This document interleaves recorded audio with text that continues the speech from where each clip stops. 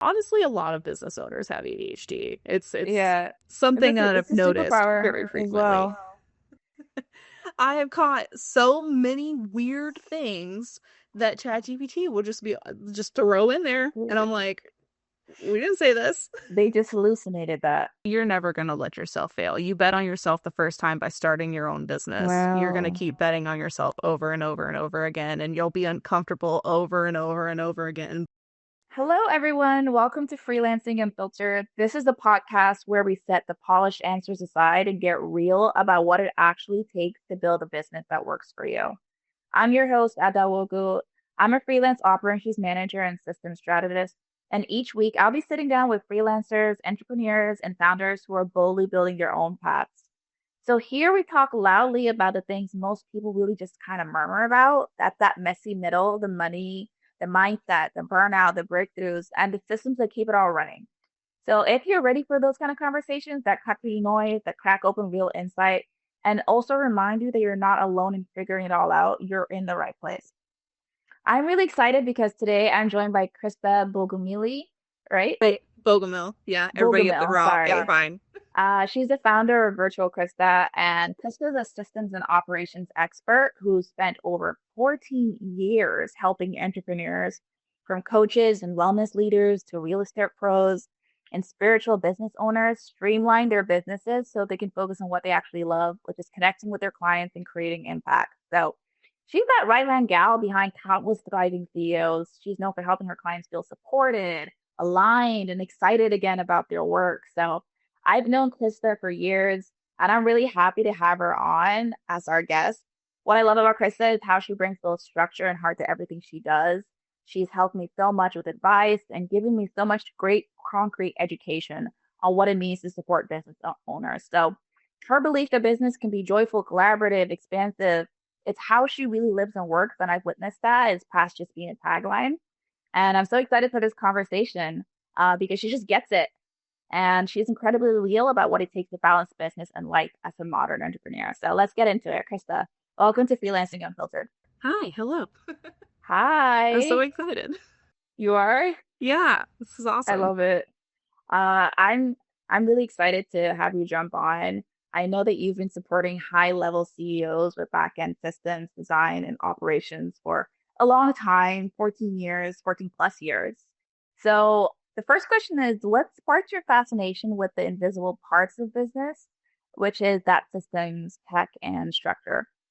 Yeah, yeah. I mean, honestly, I wouldn't even say like I wouldn't say it's a fascination necessarily as much as it was like a realization. Mhm.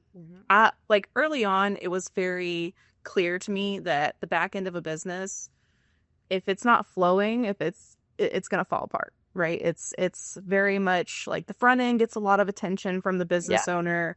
The back end of the business is kind of like an afterthought, and it doesn't need to be. It kind of needs to be the first thing a business owner thinks about before they go and, you know, tell everybody about their offer and drop the link, right? yeah. Um, Usually it's the other way around, which is really weird. yeah, exactly. It's for me, I just realized like when you are going out into the world to show your offer to somebody as a business owner, you really want to come across as, the authority figure, right? And what I was just noticing, and a lot of my clients have gone through this, is just they don't have time, capacity, or knowledge of how the tech and the systems and all that setup really works or should work. Um, because you can get in there and you can throw together an offer. You can try your best, but Totally. that doesn't mean that it's gonna translate very well to the consumer. Most business owners I work with are insanely talented at what they do. They're here to serve, they're here to lead, they're here to coach. They're not necessarily here to be like stuck at the back end. So Yeah, that's where I was like, I love tech. I love being the fixer and I love figuring things out. So I was like, let me be that person. I let me be tried that to person. Yeah. be, very much a I mean, in a past life, I was a real estate agent. I was out there selling houses. I had my face on business cards and I think I not say I remember don't you have. telling me that. Yeah, not to say that like I hated that, but I understood what it was like to be so focused on showing up for your people, right? Yeah. Um, and how much time that takes. So that's where I was like, let me just come in and help these business owners have systems and processes that create smoother client experiences and, you know, they can focus on the front end while they don't have to spend 12 hours at night trying to figure out how to set up a Kajabi sales page and the back end part of all of that. No, literally. So I know you told me you started your official business about 5+ years ago. Yeah. So when you started your own business, what was that like biggest internal shift you had to make? So was it within your own mindset? Was it within your own identity, your process? Because you now run your own kind of business as well as helping business owners as well. Yeah. Yeah. I mean, honestly, I would say it's all the above. I will hands down say that becoming an entrepreneur, having your own business is the biggest opportunity for growth a person can give themselves. When I first started my business, I definitely didn't think that I was going to go through the things I went through with my mindset, imposter syndrome, just feeling like, oh, how am I supposed to show up as an authority figure when I've been Mm. behind the scenes all these years, right? So Yeah. I had to deal with a lot of that with like my mindset was okay, I'm crazy though. I'm gonna do this. I'm gonna make this work. Yeah. That's But true. I didn't Because I realize. feel like you spend so much time witnessing kind of business owners own crazy that you're like, wait a minute, I think it seems like in like kind of counterintuitive, but that's kind of the key to just being that good business owner. You need to find your own crazy and implement it for your own business. Yeah, no, I totally agree. Being delusional, she's your best friend when you're a business owner. Being completely delusional, just living in that little Delulu land and just bet. But that's the thing. When you're an entrepreneur, you don't have someone, you don't have a boss, you don't have anybody but yourself just forcing you to do the things every day, right? You have to wake Yeah. up every day, choose yourself, choose to show up, choose to get on your Instagram stories. And, you know, so mindset is so huge in that. And so is identity. Like I said, like I was behind the scenes for years and now all of a sudden I've got to get on my Instagram stories and talk about things. What do you mean? And it's about getting uncomfortable and, Being you know, comfortable with the uncomfortable. yeah, exactly. Yeah. And as far as like systems goes, obviously OBM, I live for structure. So, it's one of those things where I through my mindset, through my identity, through, Yeah. systems that I had to set up for myself, it was very much okay, I've got to figure out how to not burn out. I've Yeah. got to figure out what my day looks like, and how I can structure my mind, my day to day as a business owner to not only show up for like my clients and do what I do, but also make that time to show up for my own business and continue to get more clients and do the things that I've Yeah. set out to do as an entrepreneur. It's a lot. It's a I lot. tell my friends all the time because they're all like, "Oh, you work from home? I bet it's so easy breezy." I'm like, "Girl, this is not for the weak." At all. It's so interesting because I feel like that mindset shift is so difficult to do, especially as people who just naturally work behind the scenes or more about like the back end, the systems, all of that. But I feel like you're one of the people who have been able to make that transition so well and really just be able to show up so consistently. So it's been really great to see how you can be able to, at the same time have that mindset where you can really kind of like let the business owner take the lead, take that front of house and show up as themselves, but also be able to kind of switch that for your own business and be that business owner. So It's definitely harder than it looks, but you've been able to do it so well and so flawlessly. Yeah. No, Yeah. I appreciate that. That actually means a lot because it's like I said, it's hard. It's I'm an introvert at heart unless you know Mhm. me and then I don't stop yapping, but um it's one of those things where I was very lucky to be taught early Yeah. on how to show up. And I felt like, okay, like I can do this. I can record some stories. No, not everybody's listening to me, but that's okay because the Yeah. ones who are the ones that matter. Yeah. And yeah, you just kind of have to, like I said, just be delusional.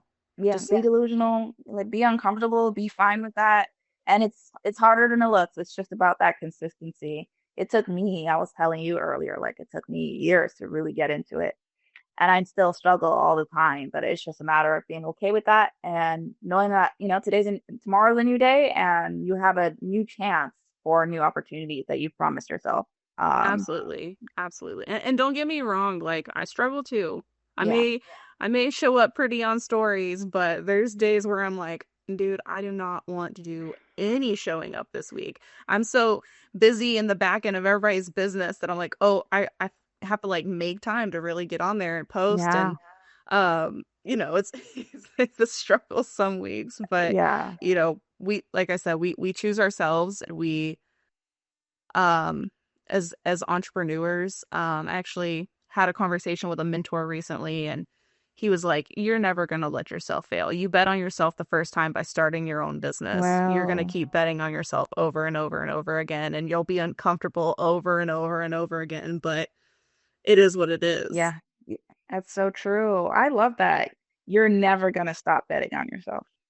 Yeah, now and I'm not because I'll never go back to a corporate world. Honestly, even though we can talk about how it's, difficult and there's a lot of difficulties in it, it's just you don't want to go back to corporate. It's like all that and more in a lot of ways.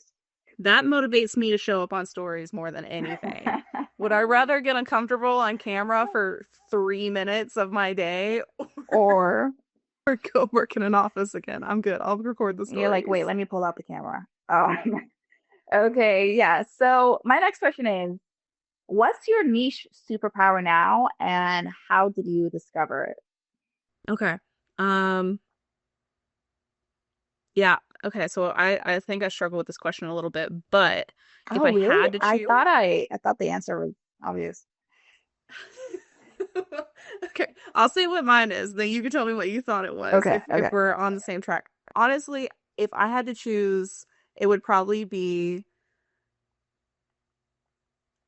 that I kind of work from an all-encompassing I work in an all-encompassing manner. Like there's OBMs who are just systems and processes and automations, right? But I think the one thing that helps me stand out is I also love design and I do design and creating web pages and all of that. But I think even more than that um is that I look at everything with a bird's eye view.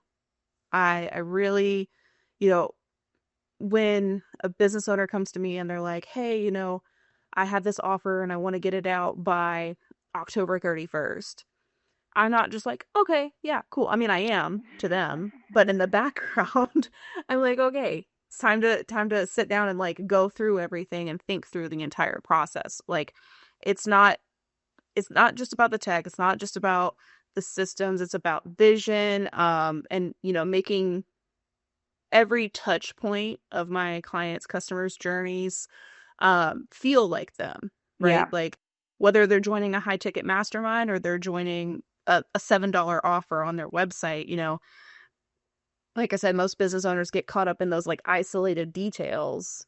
And then they forget about the other stuff. They forget, oh yeah, I'm gonna need a Zoom link for that.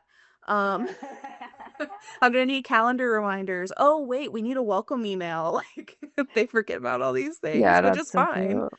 But I really I try to look at the full journey every time a client comes to me with a new idea. Do you find that you communicate with them about what it actually takes, like what the process is, or do you just kind of get into the work and then pop back up, and you're like, oh yeah, it's done, and they have no Um, idea? Depends on how long I've worked with them. If they're a Mm. newer client, I'm definitely going to walk them through it a couple of times. Mm. Um, I have a client who's been with me for 4 years. She tells me what the offer is. She gives me the copy on the sales page, and then I come back like 3 days later and everything's done. So But she knows I, what the like I said, process is. Like she has yeah, a good idea. Oh, I yeah. see. And that's the thing too, is like when you have someone on your team for a long time and you're not constantly like bringing on another OBM because of whatever reason, or you're bringing on more VAs and all of that, you're not having to change your processes a ton. That person Hmm. knows you. That Yeah. person knows your brand. That person knows your business. They know how you speak and how their clients want to feel. So it just becomes easier to just like get the work done. And that's my favorite part too. I love just putting my head down and getting it done. Yeah. That's interesting to think about, like the difference between like more maybe more newer clients and clients that you've had for, years or even like up to a year. It's just that difference between that communication between them, and it gets more seamless and just more natural as you go along. Yeah. Yeah, it's definitely a lot easier. I have a client that I worked with since we're coming up on a year in November, and in the beginning it was very much a struggle because she'd be like, "Oh yeah, let's put this offer out in like 2 days," and I'm like, "Whoa, whoa, whoa! Please go easy on I don't me. think you understand what's going into this." I'm triggered.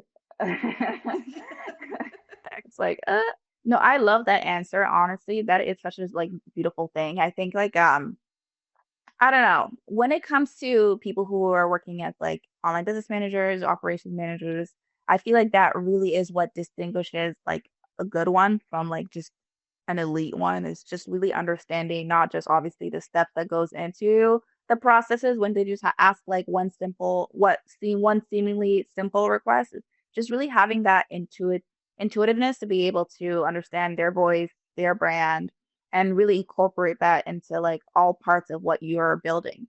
Because so much of what they usually need is your involvement a lot of the times. Maybe not the copy, but everything else, it's all in there. And it's super important to understand who they are and who their audience is. And I think a lot of times, I get the question all the time, well, what's the difference between an OBM, an online business manager, versus like a VA? Yeah. And I'm like, well, you got a task doer when you got a VA. You got somebody who, yeah, eventually they're gonna know what you need each week and Yeah. everything, and they can be pretty intuitive as well. It took me mm, about a year and a half after starting my business Yeah. to hear from a mentor, hey, yeah, so you're actually not a VA, you're an OBM, and you've just been acting in that capacity and just didn't know it. Because I just always worked that way. I Yeah. mean, I want I want to make my clients look good. Yeah. Do you feel like any virtual assistant can become that elite OBM? Like, or do you feel like it's just a matter of like your skill sets, if that makes sense? Like referring to what you were talking about and really just having that be all encompassing.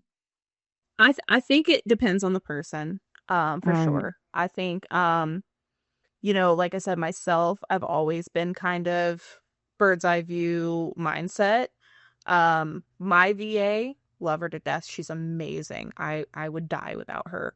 Um, I don't think she would ever want to be an OBM because yeah. she likes the fact that I'll just be like, "Hey, I need you to do this, this, and this week."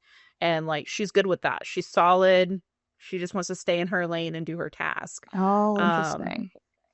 I think if you're a VA and you want to scale, it is something to definitely think about and see if it's something you're passionate about, because you do have to have a passion for it. 100%. Yeah. Like uh you can't, there's so much that goes into it, because It's I very mean you end up intensive. acting as like a business partner Yeah, to your client, exactly. and a second brain is what I normally call it. It's like they're thinking about all the fun stuff and how they want their offer to go, and we're over here like, all right, let's figure out how to make that actually work. Yeah, they're saying, yeah, like I think I'd like this done in 2 days. You're like, wait, let's let's back up. Yeah, I agree ultimately as well. I think that like for being an online business manager, being in that space where you're a right hand to somebody, you really have to um at least have the passion for it. And then even if you don't necessarily have like any kind of like maybe natural skill, your passion will be able to build you up to that point. Um, Yeah. Yeah, definitely. And it's not to like discourage anybody from becoming an OBM because it's more just asking yourself if you can show up in that capacity for a business owner. exactly. Yeah. This question might be a little bit messy, but here we go. What's one system, tool, or architecture you found disastrously overpromised and underdelivered? And how do you choose the ones that you trust? Yeah. This is tip of my tongue. I know exactly which one I'm gonna say, and people are gonna get upset about it, and it's fine. Go high level, 100%, hands down. Oh, Now, the caveat to that is half of my clients use Go High Level. I I'm in it all the know. time. I know. Tell me When all I about it. first, yeah, when I first started working with it, I hated it. Absolutely hated it. Um, and there's still things I don't like about it. Um, it's come a long way. It has. It has. Um, I will say the one thing I absolutely love about it, automations are top tier. Like absolutely just, oh my gosh, I can do anything in there. You Yeah. want the most intense onboarding automation sequence? I got you. Like we can we can make it as friggin' complex as you want. Not that I recommend that, but no, when I initially stepped into it, it was very it felt so I was in real estate before this, and Yeah. there are a lot of real estate platforms that are very clunky, outdated. They feel like something, your grandparents used when they first got computers. Like, and that was how Go High Level felt for me. Um, but it's changed a lot, and I'm a person who likes a good interface.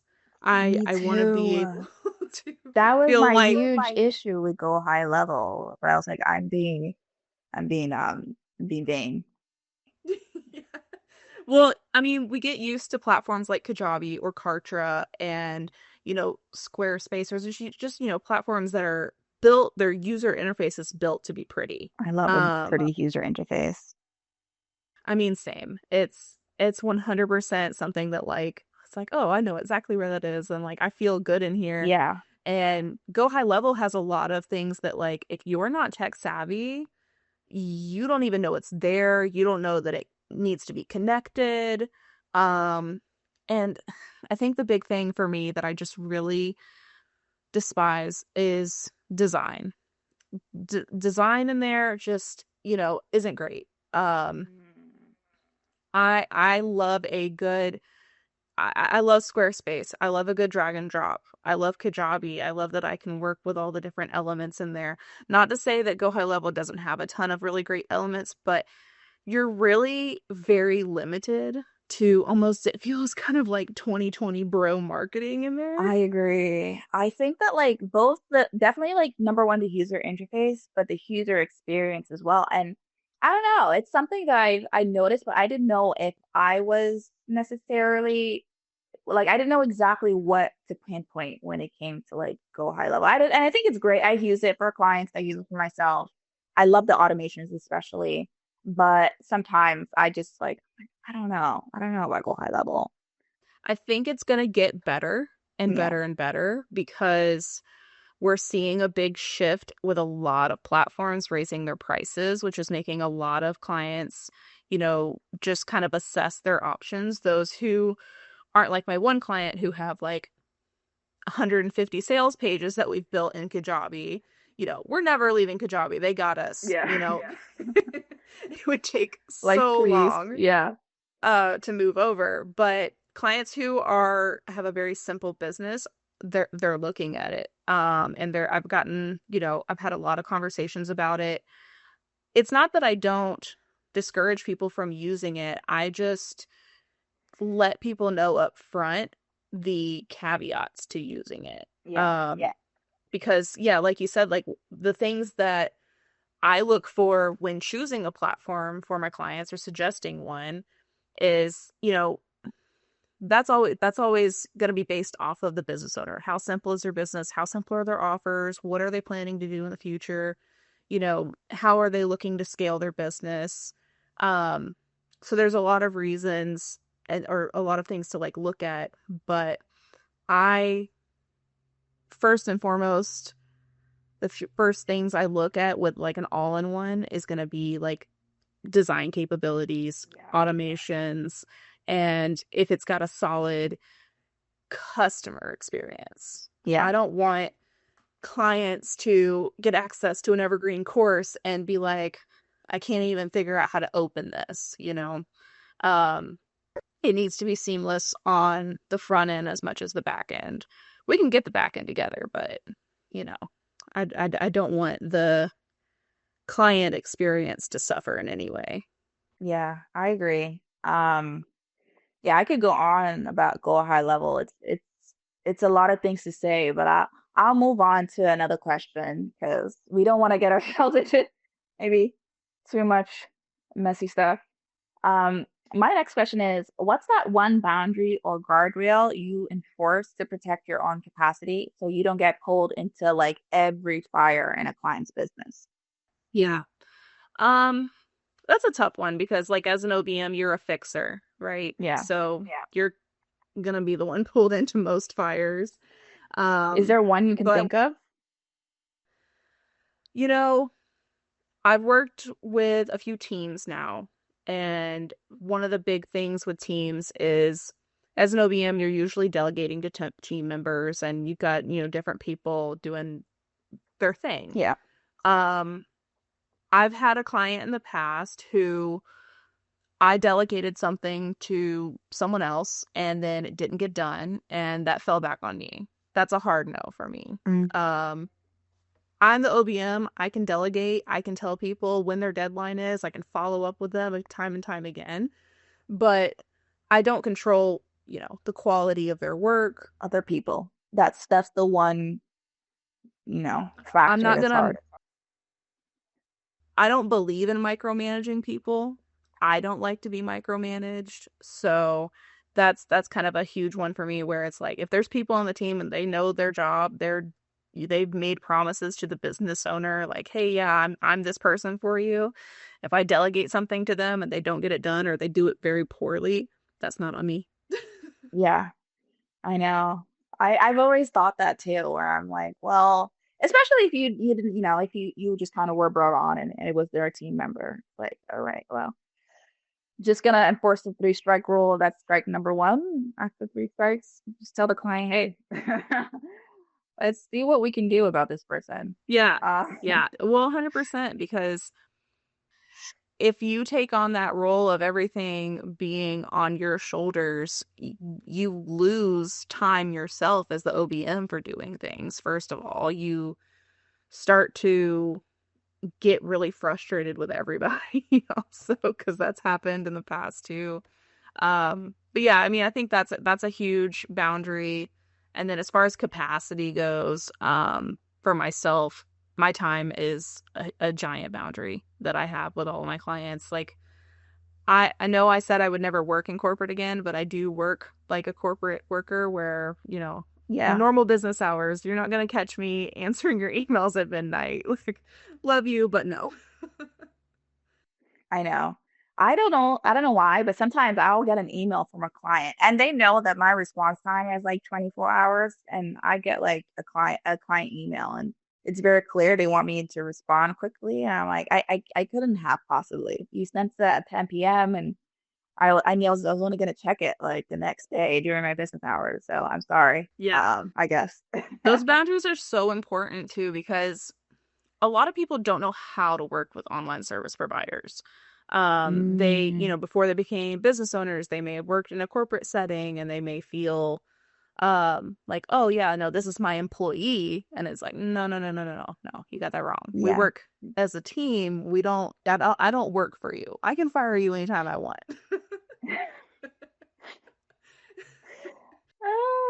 Uh, exactly. That part. What's a mistake you've made with hiring systems or design that still haunts you and led to a better playbook? Yeah. Yeah, those ones I think about while I'm trying to go to sleep at night. Um, Really? yeah, those are the toughest one I've had to learn a couple of times over the past few years is just to slow down. Um, Mm, I pride myself on being fast. A lot of my clients work with me because I can get stuff done fast, yeah. but I there was a point in my business where this was like I want to say like 2 years ago. I had max capacity clients. I had a client that was consistently just going over hours, over. So I just got in this like mode where I was doing everything way too fast. And that's when links get messed up and typos start to happen and people Yeah. don't get the automation breaks and and it's just because you're moving too fast. And so I have really learned to, if a client tells me their deadline and I can't actually do that for them in a methodical way and slow down and be able to really think through everything, then I Yeah. just tell them. You're I'm just just honest like, about that. yeah, I'm like, No can do. I'm not gonna just crank this out for you and then do it poorly. Yeah. Yeah, no, that's Right. that's probably the biggest lesson I've learned time and time again. Is just to slow down. That's so important, honestly, to just like understand intuitively, I think. When, a client is requesting for a certain task, knowing what your capacity is, what it needs, and understanding in that moment, like, hey, I don't think this is something that can be done. We'll need to adjust it, or yeah, it's just not something that can be done with the quality that is expected of me. Yeah, Really and it's important. hard as a recovering people pleaser. Exactly. But it has to be done. Yeah, and you want to please the client, right? You're always very focused on like, Yeah. being a yes man for your client, but when saying yes leads to things not going well, yeah, well You're then it's like, better to just say okay. no. Yeah. You talk about creating white space in the calendar. Practically, what do you delete, delegate, or automate first to buy back 2 hours a day without worrying about your revenue dipping? Yeah. Biggest thing I did was hire a VA. Mm, She is my saving grace. She does all of the little things that do not need me involved. I set them up to begin with, and then I show her what's set up and what needs to be done. Things like call reminder emails and um uploading replays to the Kajabi portal and all these little things little that things. can have a process and be done by somebody who is more of a, tech VA, but yeah, gosh, I she saves me now like she saves me like 12 hours a month now. Wow. Wow. If not more. Um it's I say it all the time like delegate. You gotta delegate when you can get to that point. Because that's with scaling, I wanted to Yeah. scale, I wanted to take on more clients, and the way to do that was buy back more of my time, and it's worth every penny. I mean, even when you think about like the brain space that it takes up, like yes, you're writing it down and all that, but I can't help but think about it sometimes. Um, when you think about the brain space that's cleared, it's like not even just the hours on paper. It's so much more than that you are able to get back, more peace of mind, just less like things getting like cluttered up in your head, and you can really focus on Yes.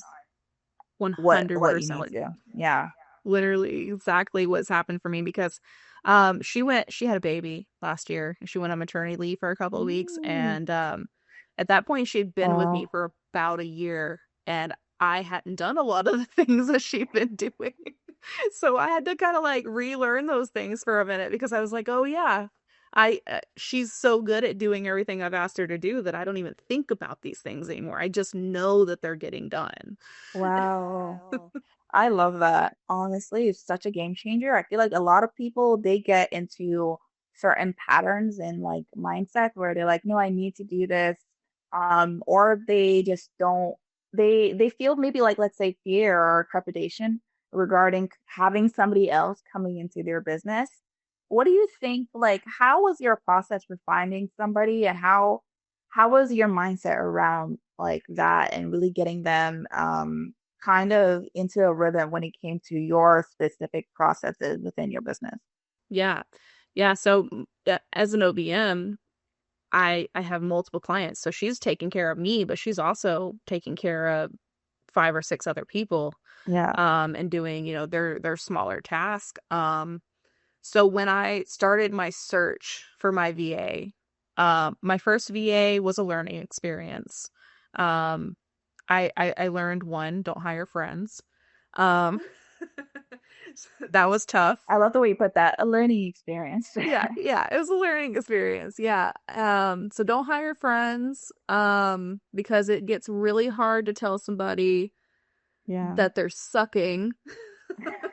To put it bluntly. I'm honest, like, No, um, I love it. This is unfiltered.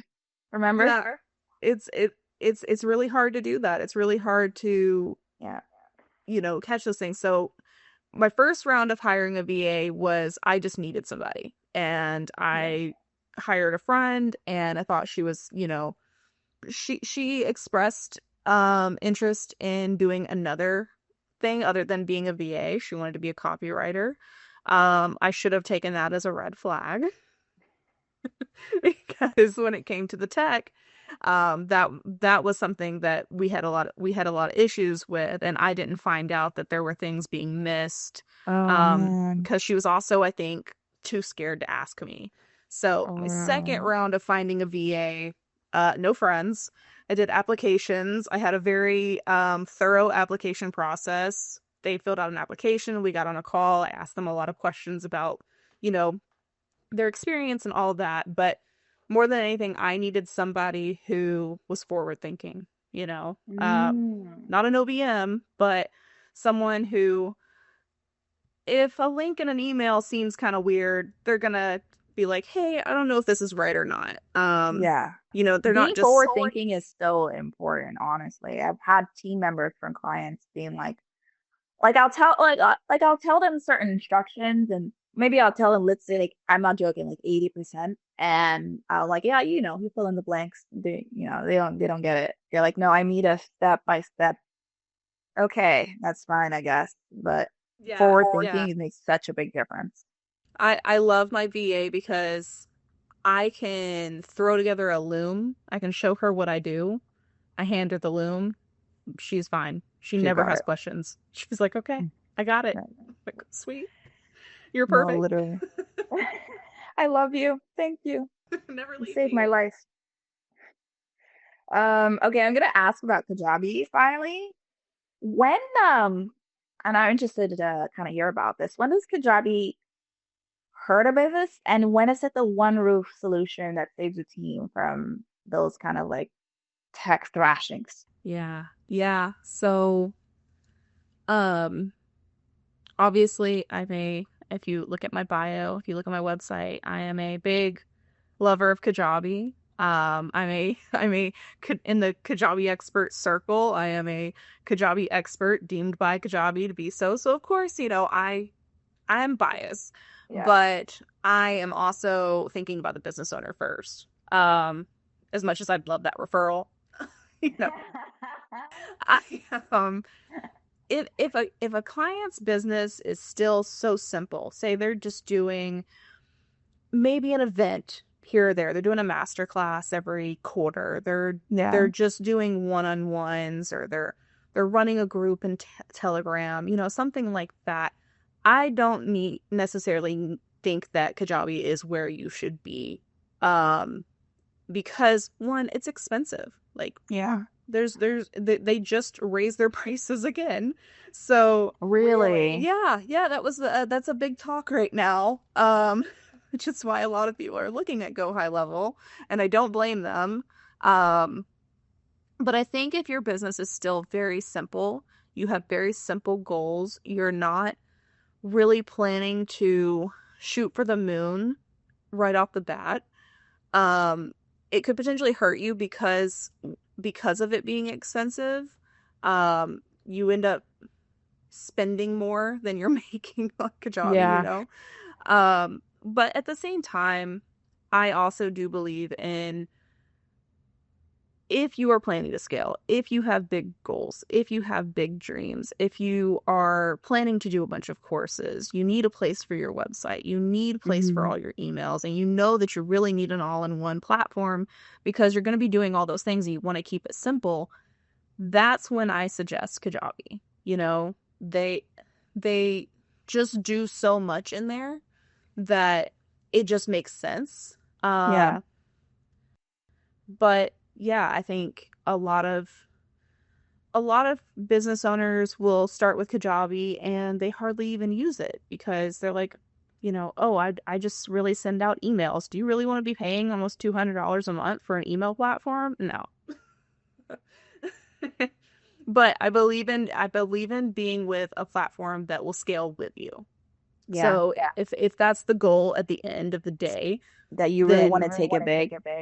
yeah, exactly. Yeah, I have clients who they don't flinch at how much they spend in Kajabi now because, like I said, I have a client who has 150 sales pages in there from all the offers we've done in the past like 4 or 5 Oh, I years didn't now. really take that in last time, but 150 is crazy. Wait, and it's one obviously for a different offer. So 150 kind Yeah, of like offers. she's very creative. She's a visionary for sure. I will. It's 100. I looked at it the other day. That's why I know the number off the top of my head. How long has she been in business? She is actually pivoted a couple of times. So she started her first business in 2020. No, sorry, 2018. Then she pivoted in 2023 and she's been focused on that business. And she's a messaging coach and she's spectacular at what she does. Yeah.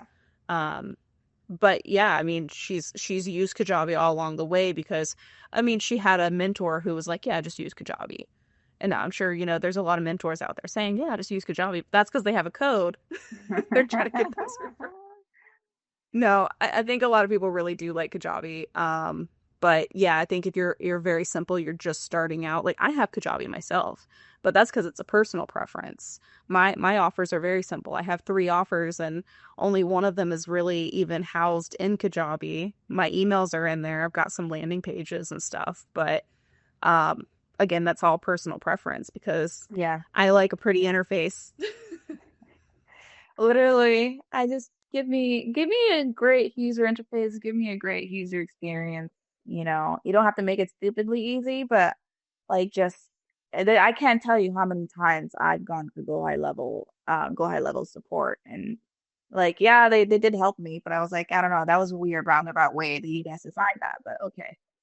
Yeah, and I think with Go High Level, just kind of touching back on that, there are really great people out there who have white labeled it, like Funnel Gorgeous, Yeah, who I has love their Funnel Gorgeous. own support team. Yeah. And Funnel Gorgeous does Go High Level very well in being able to support. I mean, they have weekly tech calls, they have weekly design calls where you can hop on and you could ask questions to one of their people that works for them and knows that platform like the back of their hand. So that is a game changer, and I think that you're going to see a lot of that because it can be white labeled. We're going Yeah. to see a lot of people say, "Oh, I work with this platform's called so and so," and then you log in and it's just Go High Level, but they've just redone it for themselves. Yeah.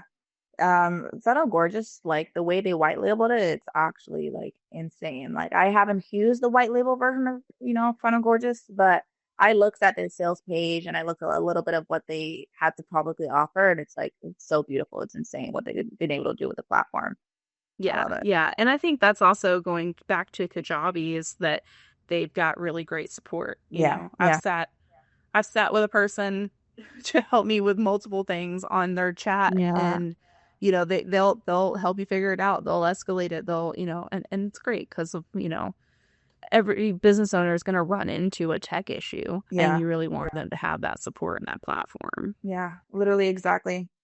The rest of these questions I'm gonna ask you, they're slowly gonna get more and more, a little bit more unhinged, but yeah, we'll have fun with it. Okay. Okay. So if I'm you here had for to it. kill one product type for the next 12 months, so that's kind of like cohorts, membership, challenges, VIP day, which dies and why?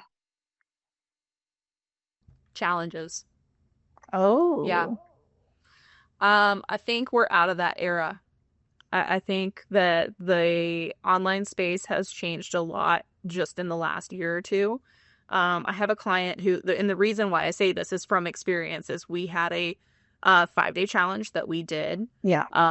kind of twice a year, every year for a few years, and numbers just started dying off, and then it wasn't worth the whole team putting all of their resources into this over and over and over again. um we shifted to just doing quarterly master classes now, and the numbers are back up. I think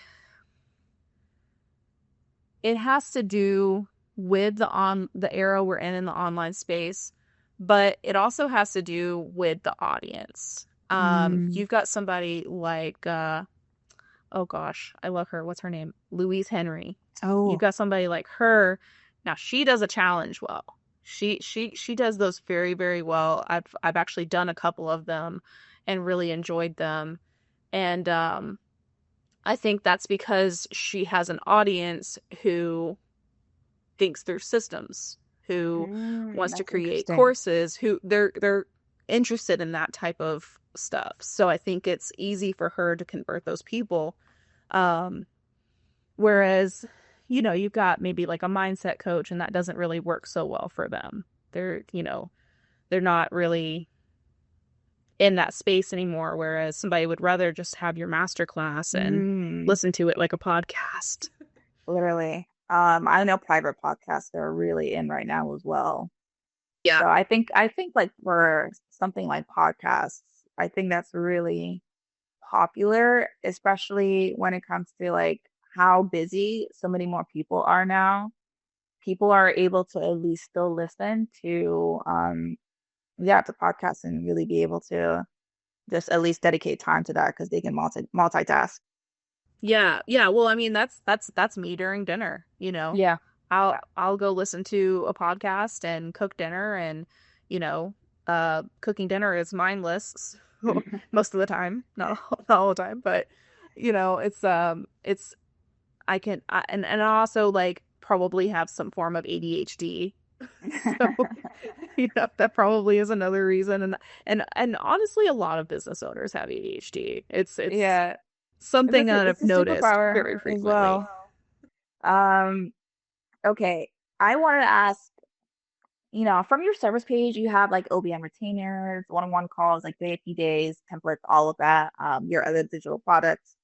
What would you say, out of all the offers, kind of you kind of find or you expect to kind of truly scale you as a business owner? And which one is that kind of like loss leader that feeds everything else? Yeah. I mean, my OBM retainers are what scaled me for sure. Yeah. Um, you know, those are the things that I find are easiest spots to fill. Because people, business owners really like the idea of having a right hand partner that they don't have to like micromanage. Yeah. Um, so I definitely say that that's definitely my scaler. As far as a loss leader goes, yeah, this one's tough actually because Or is there anything within your business that you find that you're doing, whether that's like certain marketing tactics, that, don't necessarily have that direct, um, kind of impact, but is necessary or has has an impact in an indirect way?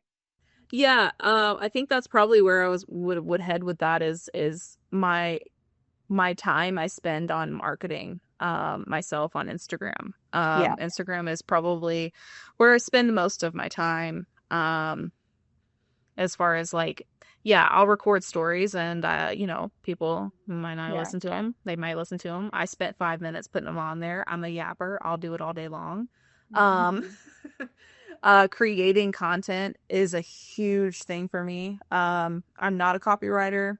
I will never claim to be good at writing posts and content because Yeah. again, I'm not a social media manager. I'm not a strategist or anything like that. I'm the back end behind the scenes girl. So when I come to write a post, it's going to take me so much longer because I'm like, okay, how do I say this in a way that really hits home with people? So I definitely would say like that's probably my like loss leader. Yeah. Yeah. Yeah. 100%.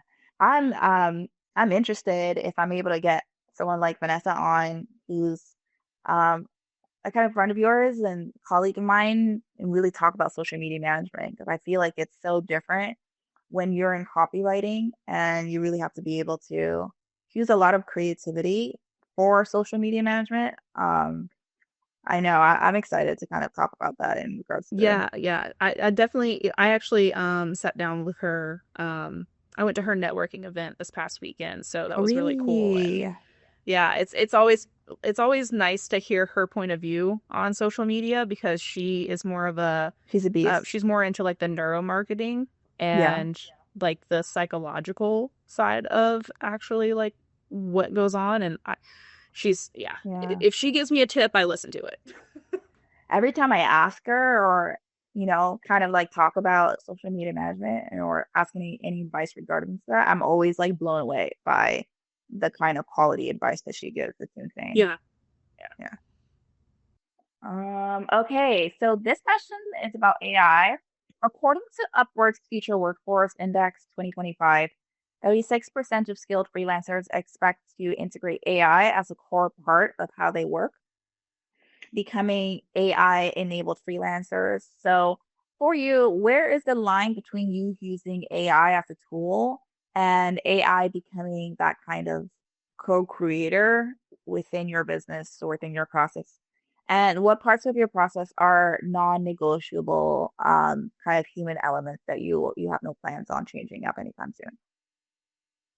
So I don't like that term, the AI enabled freelancer. That feels weird. Um, that feels kind of icky in a way because like if I think about that just from an outside perspective, if I'm hiring an AI enabled freelancer, I'm just gonna assume that like they really don't work that much. They're just asking Chat GPT for everything.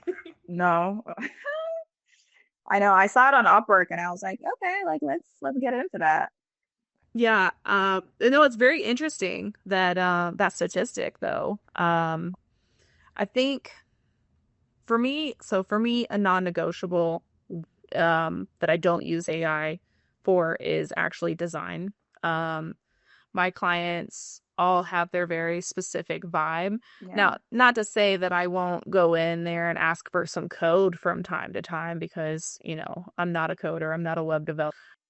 But I really infuse my clients' sales pages and websites with a vibe that feels like them.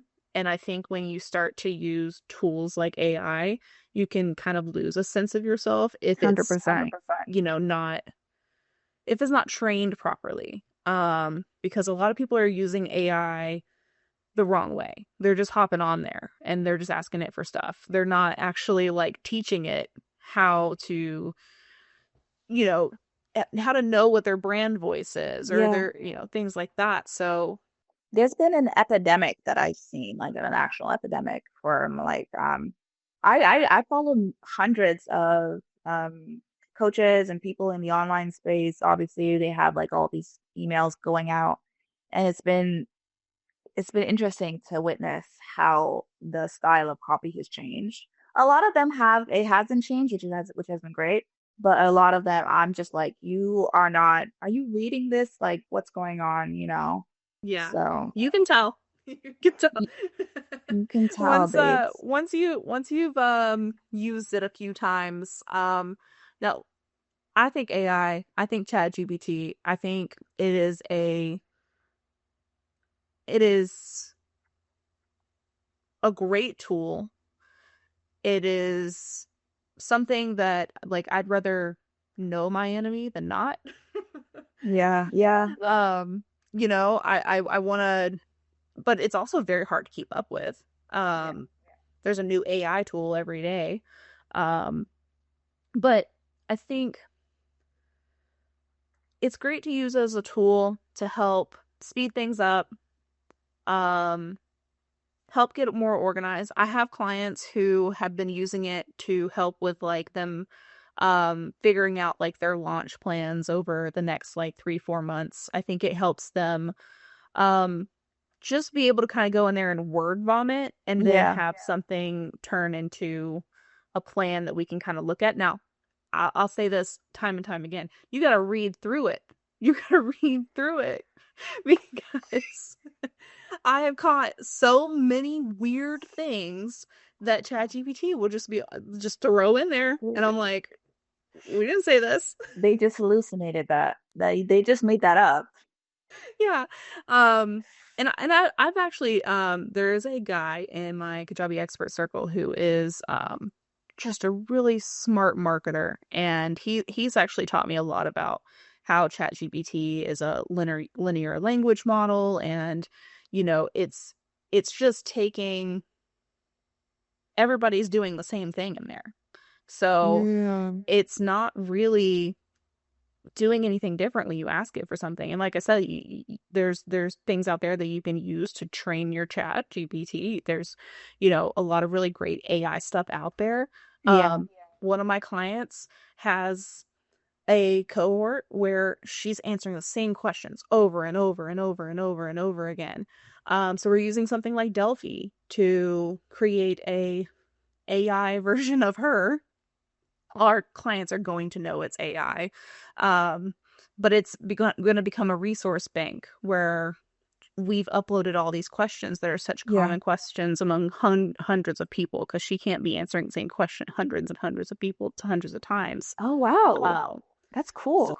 it's a very, very cool platform. There's a lot of big names. If you just go to the front page of it, you'll recognize big industry leaders right off the bat. Um, yeah, I think stuff like that is a game changer for people's time and capacity, and that's where I really like AI. Um, but where I draw the line is um authenticity and really coming across as you You and cannot your take that for granted.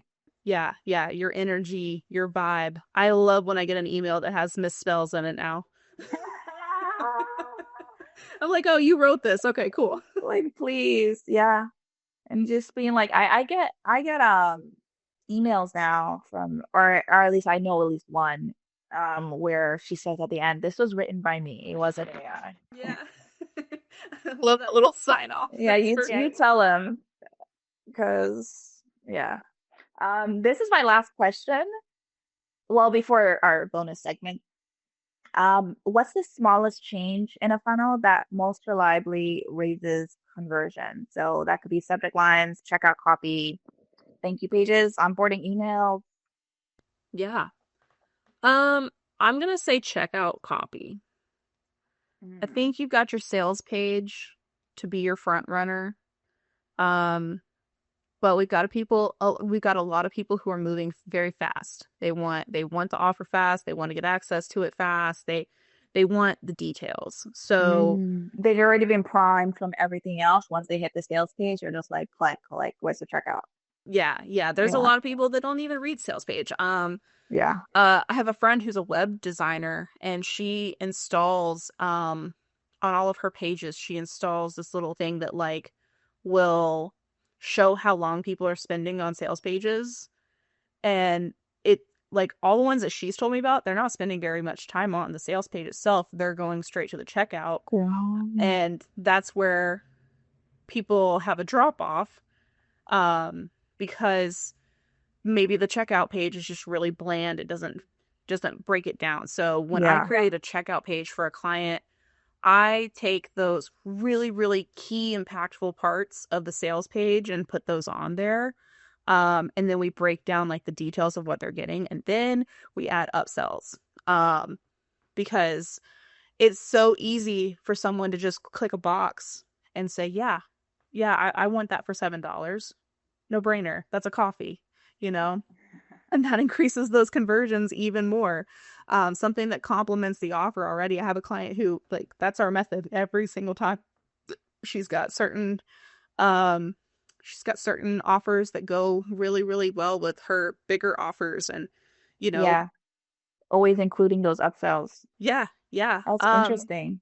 There's that, but I also want to say that, like, subject lines are important. Um,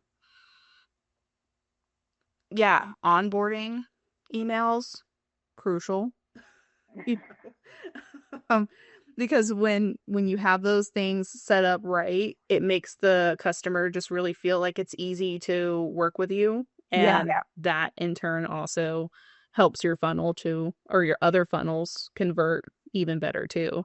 Yeah. Just keeping that conversation going as at every step of the way, I find it's very Yeah, important. yeah. I love that you talked about checkout copy.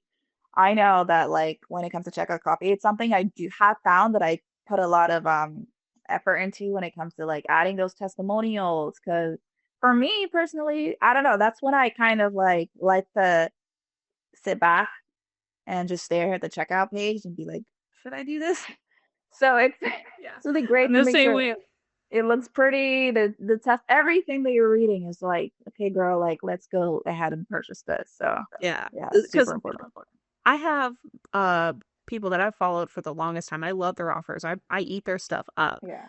Um, they'll throw something out there. I'm not on that sales page for a long time. I've skimmed the sales page, Mhm. but I'm I'm shooting down to the part, how much is it? What am I getting?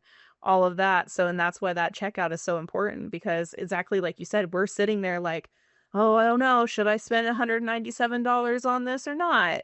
And Yeah. is it worth it? And, has it helped other people? And so, yeah, I think and shout out Kajabi, I'm going to say it. They finally, after years, have Right?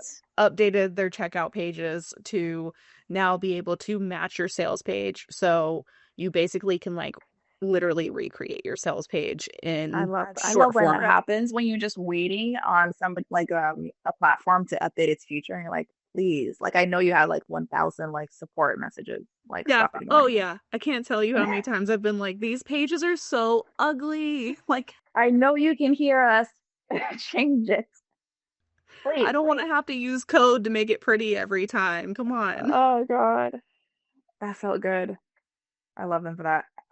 Okay, now we're gonna like hop into our bonus fun segment, Smoke or Signal.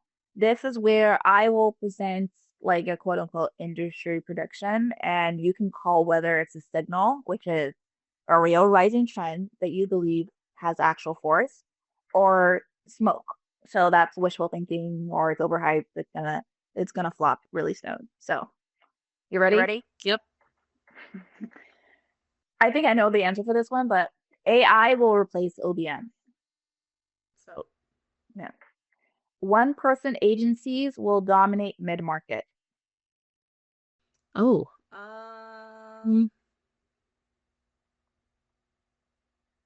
smoke. Okay. I think, I Launches don't are, know. go Can you ahead. elaborate on, like, what exactly, like, just like strictly one person agencies, like, as far as Like what? like businesses that purport themselves as agencies, but they are run by one person, and a lot of the rest of it is really just like AI. So it's kind of similar to AI replace OBMs, but like kind of now there's just one person in the business. Mm, I think right now that's smoke. I think that So could change. Yeah. yeah. I have personally found that for a lot of like the AI businesses, and there's also honestly like something very amazing within AI, and I get it, it's the future, it's cool, like but I have found that for a lot of the platforms and the companies, because I do a lot of research within AI, just like kind of like interested to see what's out there. I don't want to be left behind, all of that. Yeah. I'll look at their sales pages or wherever else they're like their reviews, but it's so much hype on their end. And when I actually test the product, I'm like, what is this? You know?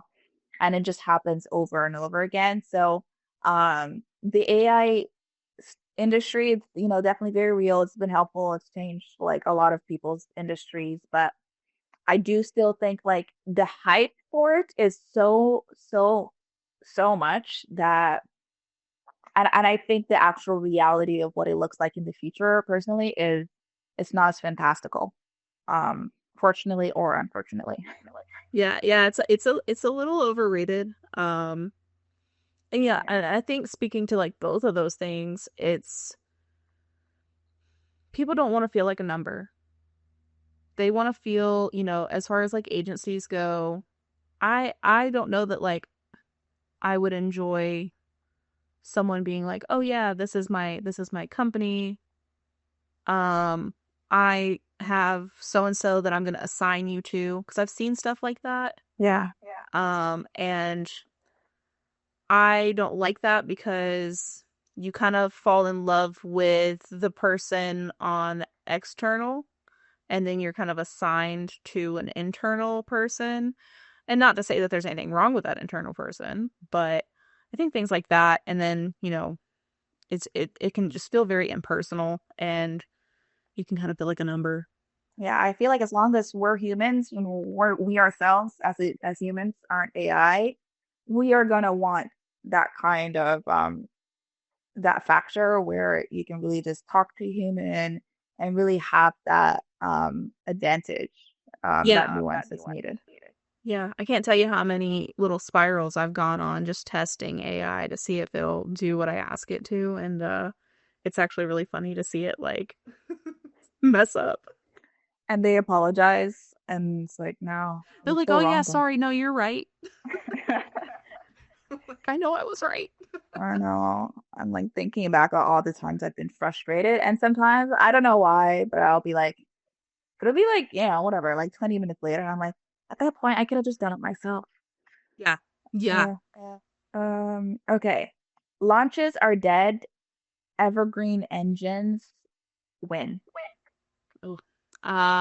Signal. Signal. Yeah.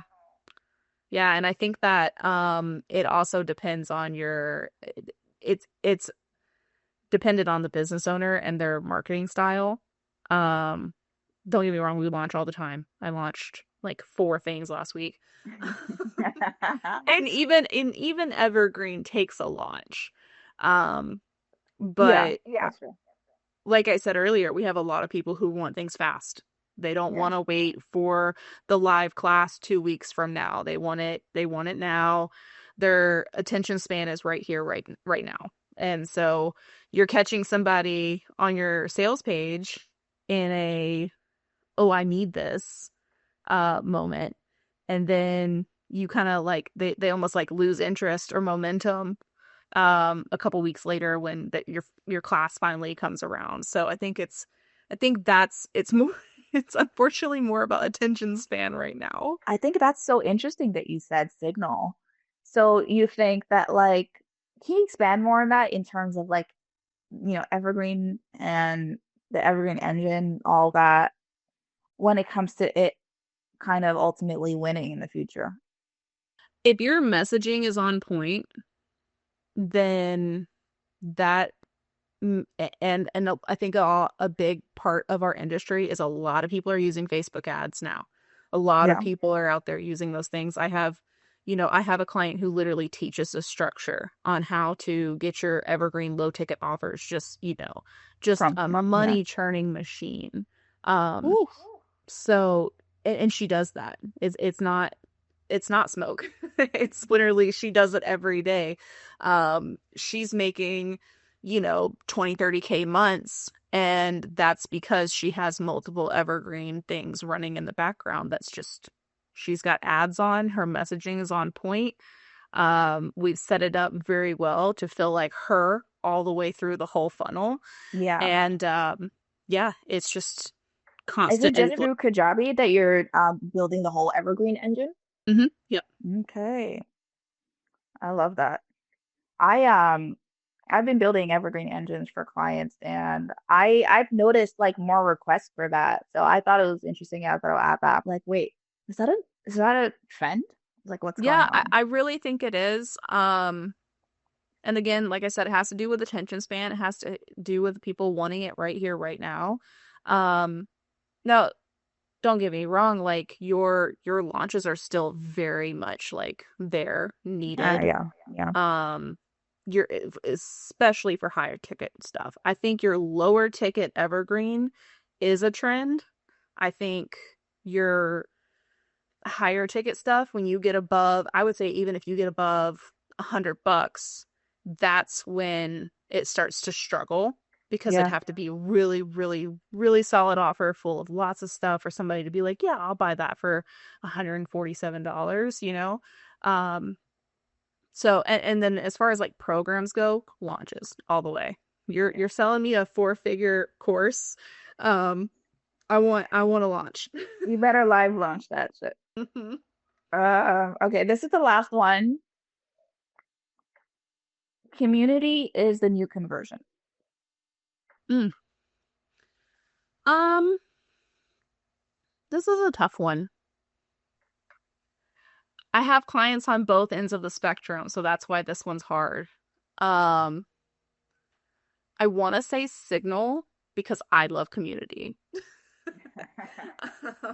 We're in a very like weird space online, and being a business owner is very lonely. Yeah, So, um I have clients who do community really, really well. I literally just made a post about this yesterday. oh my God, I If missed it. she does her community membership really, really well. Um, because she pours into it. Yeah, but you think that you don't, I think you think that you can get away with not having community.